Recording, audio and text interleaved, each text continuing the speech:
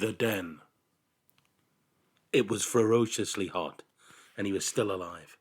Those were the first thoughts that came to Fred as he opened his eyes and found himself staring straight up at the Brazilian sun. Instinctively, he looked down at his wristwatch, but the face was cracked and the minute hand had fallen off.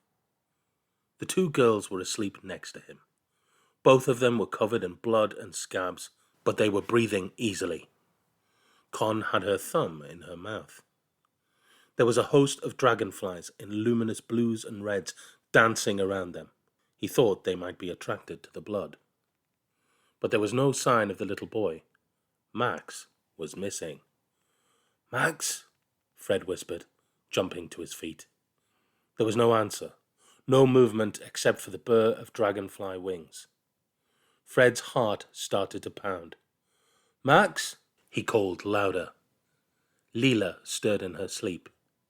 He ran to the edge of the trees. There was no trace of the boy. "Max!" he roared, staring wildly around. "What?" Max looked up.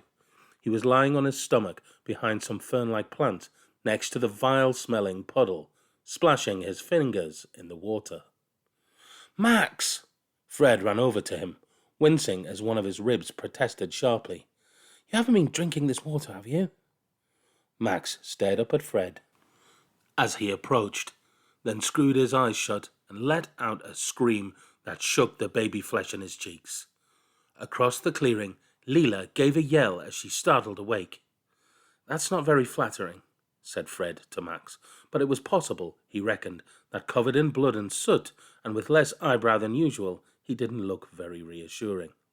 The boy kept screaming, barely drawing breath. Leela jumped to her feet. "Max!" she called. "What's happened?" Sugar, Fred thought. He knew that you should give people sugar for a shock. "Do you want a sweet?" He had some mint humbugs in his pocket. "Please stop crying." He fished the sweets out. His hand came out wet.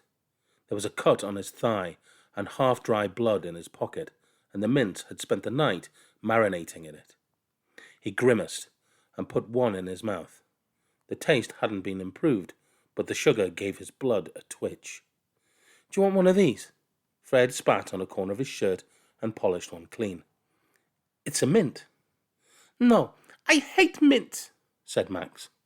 "It's the only food I've got." "Oh, then I'll take it," said Max. He said it like a lord, accepting a peasant's bread. "Here," said Fred. He put it in the boy's sticky hand. "Eat it slowly if you can." Max sucked loudly. His nose began to run, down past his lips and on to his chin. "Max!" Leela called. "Come here." "Come on," said Fred. The boy's face was intent on working on the mint, his eyebrows furrowed in concentration. He looked very breakable. Fred felt his chest tighten, but he said only, "You should probably blow your nose." "I don't blow my nose," said Max. They walked both limping towards Leela. "It's not a thing I do." "I think you should." "No!" Max licked the snot off his upper lip and added it to the mouthful of mint. 5-year-olds were not easy to argue with, Fred thought. Max had a sweep of dirt encrusted on his cheek, and his eyebrows turned up at the corners. It gave his face a mischievous tilt.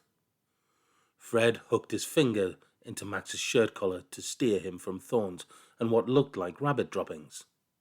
The ground was mossy, speckled with patches of grass and creeper. One of the trees had scarlet flowers that had fallen and red carpeted the forest floor. Sitting among the flowers under the bright white sun, Leela and Con were arguing.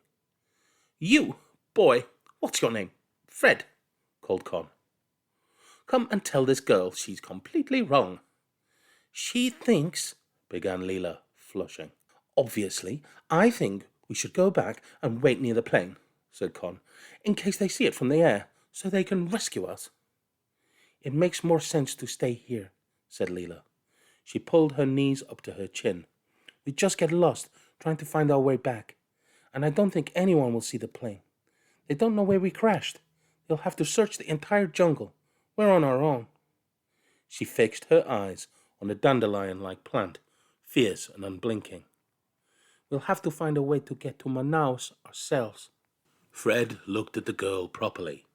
She had a scratch across one side of her narrow face, and her hair woven into two dark plaits, one of which had been charred in the crash. She wore a scarlet skirt and a blood-red top, both now stained grey-green. She looked about his age. She was scowling at Con. Con glared back. That's crazy. We need to stay near the plane and wait to be rescued. My family will have sent dozens of planes to search for us by now. 100 planes, probably. But, said Leela, where we crashed is burnt by fire. Half the trees are charcoal, and so there'll be no animals. We don't need animal friends, said Con. This isn't a fairy tale. For us to eat, finished Leela. And back there's... What? Said Con. There's the pilot. He's dead, said Con. She seemed genuinely puzzled. He can't hurt us. Leela spoke very quietly, but Fred was surprised by how authoritative she sounded. We should make camp here. No, said Con. That's completely illogical. Fred, asked Leela, you get the deciding vote. No, he doesn't, said Con. That's not fair. One person shouldn't get to decide. She glared at Fred from foot to chin. Not unless he agrees with me. Fred looked around the clearing again. The air was fresh here, and the sky above them a blue that does not exist in England. He was just about to answer when he saw that at the far end, where the forest grew thick and tangled, 4 trees had fallen together, their tops meeting in a point. The very tips of the hairs on the back of Fred's neck began to rise. Do you think there's anything odd about this clearing? He said. That's not an answer to the question, said Con. Why? Asked Leela. Those trees, he said. Over there. He pointed. What about them? They fell over, said Con. That's what trees do. But they don't look like they fell to me, said Fred. He ran across the clearing. A sense was rising in him that something was strange. His curiosity pushed aside his fear. The largest of the trees was immense. Its trunk was as thick and tall as Nelson's column in Trafalgar Square. 3 smaller trees leant against the thicker one. Each had grown a few feet from the next in a rough square, their branches entwined and darkened by green creepers. Leave it alone, Fred, called Con. Stay in the open. There's something odd here. He ran his hand down one of the smaller trees. At the base was a mess of fern-like plants and a few mushrooms. He pushed the ferns down and felt his stomach swoop. The 3 smaller trees didn't have roots. They were logs, 15 feet high, each carefully tipped against the central tree. He could see where they'd been hacked with an axe or a machete. Ferns had grown, or had been planted, Fred thought, at their bases, disguising the places where the cuts showed. A den, breathed Fred. What did you say? Called Con. Fred pushed at the vines that stretched between each of the logs. It's like a tent, said Fred. A den. He bent down, ready to push past the foliage. No, don't go in there, said Con. It came out in a burst. It's not that I'm scared, but please don't. It's not a reasonable risk. Fred stared at her. What? He had never in his life considered whether a risk was reasonable. It sounded like something his headmaster would say. There could be anything in there. Jaguars or snakes or rats, said Con. I can't not look, said Fred, astonished. She might be right, though, said Leela. About the snakes. Be careful. I'll look, said Max grandly, jumping to his feet. No, you absolutely won't, said Leela, grabbing his wrist. You're staying right here.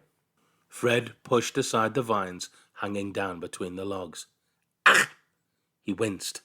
Some of the tendrils had tiny but vicious thorns, and they'd caught in one of his cuts.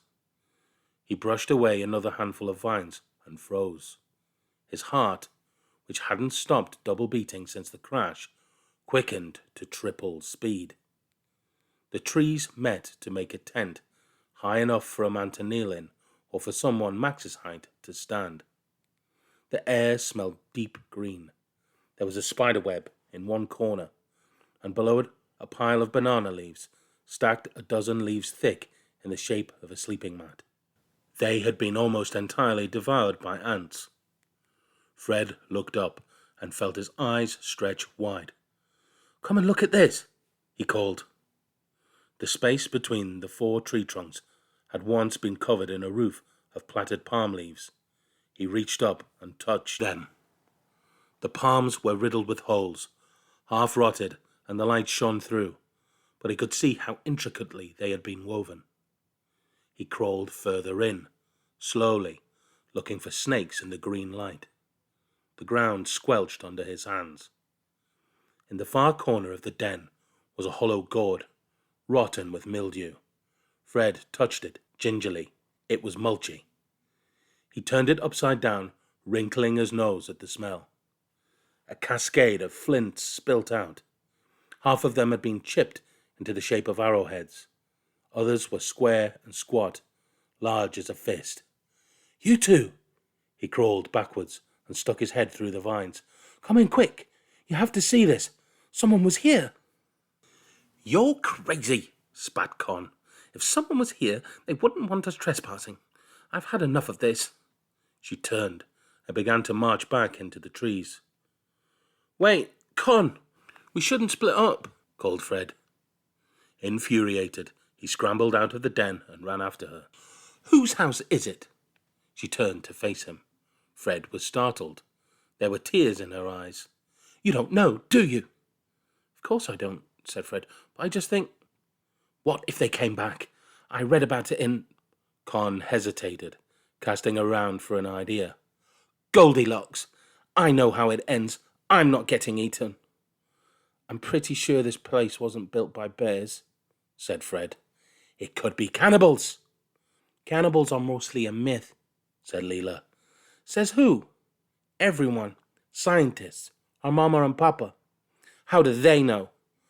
"Mama grew up in the jungle, near to the Solimoish River, and she's a scientist, a botanist." "Botanist," said Max. Con scowled at him, the nerves in her face twitching. "You overrate the wit of the word bottom." Leela put a protective arm around Max and went on as if she hadn't been interrupted. "And our papa's English, and he studies the plant of the jungle for medicine. And our grandmother was a scientist's assistant. We were supposed to be going to visit her in England. We were going to get a boat from Manaus. She wanted to meet us before she died. She wanted to see what Max was like." Con snorted. "Perhaps it's just as well we crashed." Leela ignored that. "Listen, whoever lives here, if they come back, they might be able to take us to Manaus." "Or they could eat us for dinner," said Con. She stared from Leela to Fred, angry and bewildered. "Just come inside," said Fred. "You'll see, nobody's been here for ages." Grudgingly, very slowly, Con turned around. She bent down and edged into the shelter. Leela and Max followed. Fred pulled the rotten leaves lining the roof. "We could weave new leaves for the ceiling," he said, "and make new beds. Then it would smell less like a sock." He began gathering armfuls of half-decomposed foliage and pushing it outside. Underneath, the earth was soft and dusty. It smelt of 1,000 warm days, layered one over the other. Leela brought an armful of leaves, each as big as a pillowcase. She began to lay them down for beds. "And we could hang some extra vines over the front of the den," said Fred, "so nothing can see in." Con crouched in the shelter with her arms crossed. "Who died and made you king?" she asked. "Nobody." Fred turned, startled. "But if we're going to sleep here, we might as well make it waterproof." "I'm not sleeping here," said Con. "Someone could come back any second." "But they won't," said Fred. "Did you see those flints?" "Yes." "They're covered in moss," he said. So they're dirty. Fine. How's that supposed to be reassuring? Said Con. It means they're old, said Leela. It's deserted. But why do you want to risk it? Said Con. What if they come back and think we're intruders? Or what if they're never coming back and they've left behind this shelter? Said Leela. Her voice wasn't loud, but there was a toughness to it. If there was someone here, that means someone else thought it was a good place to rest. It means it's safe. But you can't know for sure. But we can't know anything for sure, said Fred. Leela's right. As soon as we work out how to get out of here, we'll leave. But until then, it makes sense to stay in a place where other people have been. Unless they eat us, said Con. I'm staying here, said Max. I want to live in the tree tent, and if you try to make me move, I'll do a wee on you. No, you won't. Con backed away, smacking her head on a tree trunk. He does do that sometimes, said Leela, which, for the moment at least, more or less settled it.